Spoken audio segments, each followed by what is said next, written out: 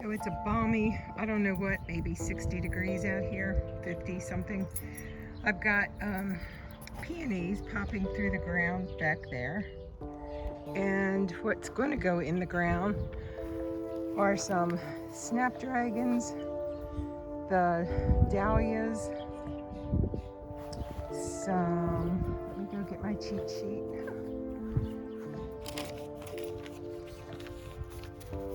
Let's see. You got your windmill dahlia and you have your Caribbean dahlia. That's the windmill. That's a hydrangea that I just took from another plant bush and cut a piece off. Then I've got bulbs. These are gladiola bulbs. And also out there some nasturtiums in a black pot. Then I've got the snapdragons in the plastic cups, and those should get 30 to 36 inches high, so that's pretty high. The Caribbean Fantasy Dahlia and the windmill will get like 36 and 32 inches high. Then we've got these big bulbs are amaryllis. These little bulbs are rain lilies and star flowers. Then over by the rose bush I have some caraway seeds, which is a nice, actually white, like baby's breath, which I think will look nice with the pink roses, and that's a climbing pink rose bush. So then we have the smaller plants are nasturtiums, and the green, very green plants in the peat pots are calendula, which is like a marigold, and those will get like 15 inches high. The calendulas will get 18 inches high, so the peat pots will get 18 inches high, and the other plants, the nasturtiums over there, and some seeds I threw in, will get 15 inches. So that middle section is like 15 to 18 inches. Then the next section is going to be like 30 to 36 inches, or 48 inches actually on the gladiolas. The front's going to be anywhere from 6 to 18 inches. So now let's get them all tucked in. And another YouTuber who was staking up his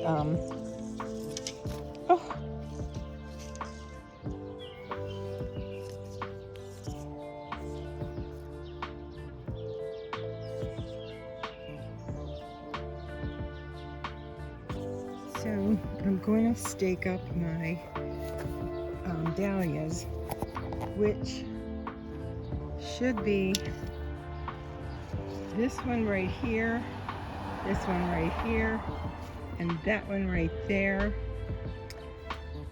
I think these two are the Caribbean Fantasy Dahlias, and this is a windmill dahlia.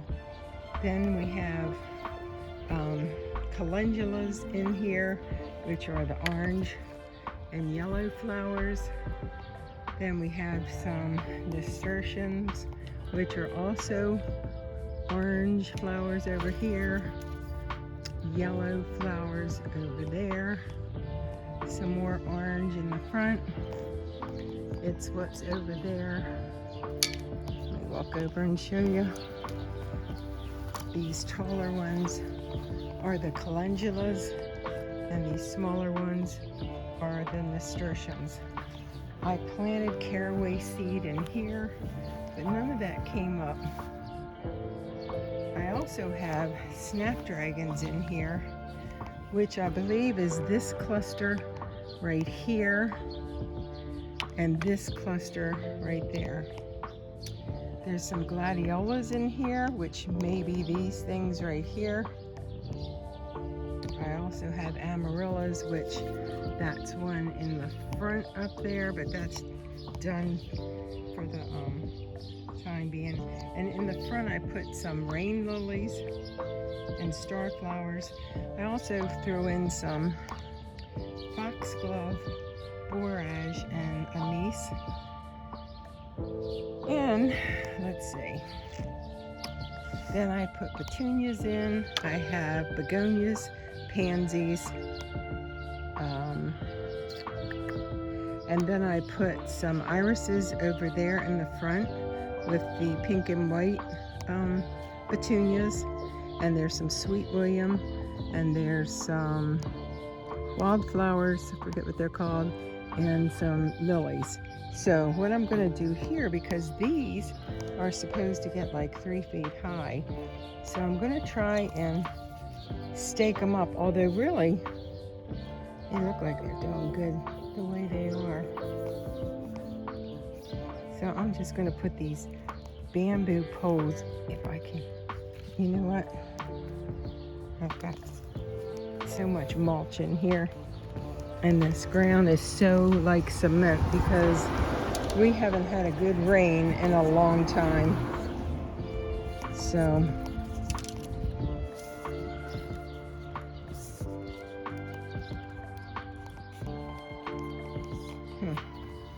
is really hard to do. And I don't know, this looks ugly. So change of plans. I'm not doing anything until they look like they're going to tip over, because there's actually flowers, and if that's as high as they get, maybe they won't need staking. If they do get higher, I definitely will. But for now, I'm not going to do anything but continue talking about the garden. This climbing rose and this, everything got fertilized tonight. So hopefully, if we ever get some rain again, these petunias, everything will hopefully freshen up some. But I don't know when there's rain on the forecast in the next week. I don't think there's any. I love these petunias, but without water, and I've been watering every night, but it's very difficult to try and have water do the same as what rain does, because there's just nothing like a good soaker. I've fertilized this and this. These are all artichokes. I love these red begonias against the white carrots that are going to seed. I have tomatoes, finally getting some tomatoes on there, so that's exciting. This is a spaghetti squash, and this is a butternut squash that's coming down into the grass, and that was fertilized. The dill is going to seed, and I've already harvested it twice. That's really done well this year. Lots of echinacea starting to open up.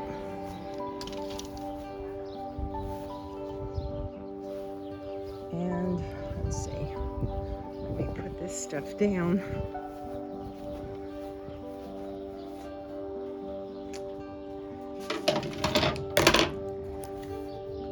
Alright, so I have a green pepper here. And I guess that's like a petunia. I love this thing here. Very beautiful. This is a bunch of cherry trees I have from when I pitted my cherries and threw them in here, and now I need to pot that up and give them away. Lots of string beans are happening over here. Lots of peas over here. Need to come out and pick them again. Some red beets. Oregano. This is my olive tree that I leave in every year and it comes back, but I pretty much insulate it with pine needles in bags to keep it from freezing. This is my pecan tree. I really wish I could see some pecans on here. I hope to get some. Nothing last year. One so far. These are eggplant, and I need to water these, which I will do right after I do this video. These are all daylilies. I want to pull these all out and do something else here. I don't know what. Maybe potatoes in pots or something. Lots of grapes this year. So we'll see how many stay on here. I usually get a bunch and make grape jelly and grape juice and put it in the freezer. Have one nice fern down there. This is a pear tree and there's not one pear on it. And I don't even see any flowers or buds. So, not sure what's happened to the pears. And I actually have 2 trees instead of 1 now. So, I don't know what's going on here. The blackberries are nice, but this is just about all you see is what I'm gonna get. It's like once they bloom and ripen, that's it. And I have to make sure I'm out here and get it before the squirrels. Lots of raspberries, and these are so delicious.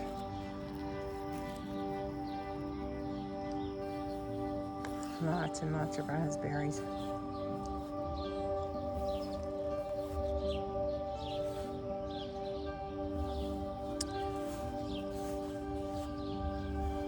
The asparagus is pretty much done.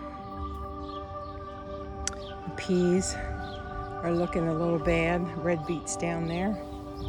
Apples on my apple tree that I started from seed. Spinach and carrots. I need to harvest the spinach.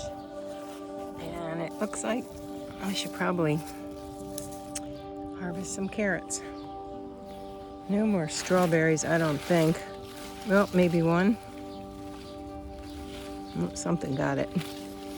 Because I didn't get it quick enough.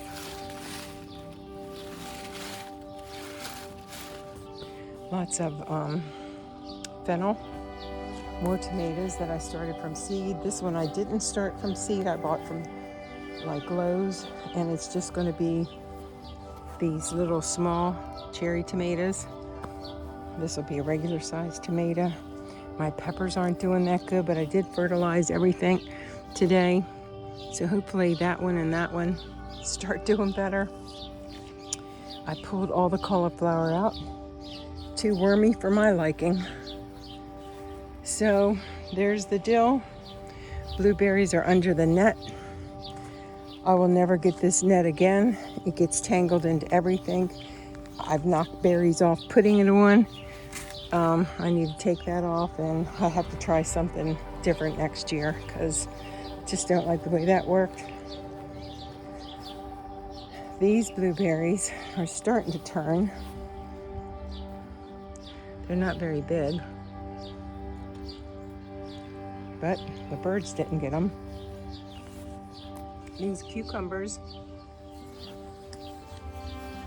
I fertilized tonight, but they just aren't doing that good. So, I don't know. I should try some other ones. We'll see. I kept putting in new plants.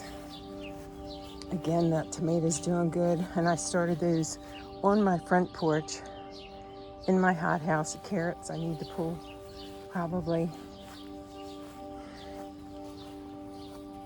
So, what I planted was in the back, right in back there, was the Caribbean Fantasy Dahlias, the Windmill Dahlias.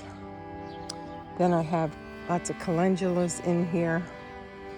I have nasturtiums, which are gorgeous, kind of orange. And this one's yellow with a beautiful inside.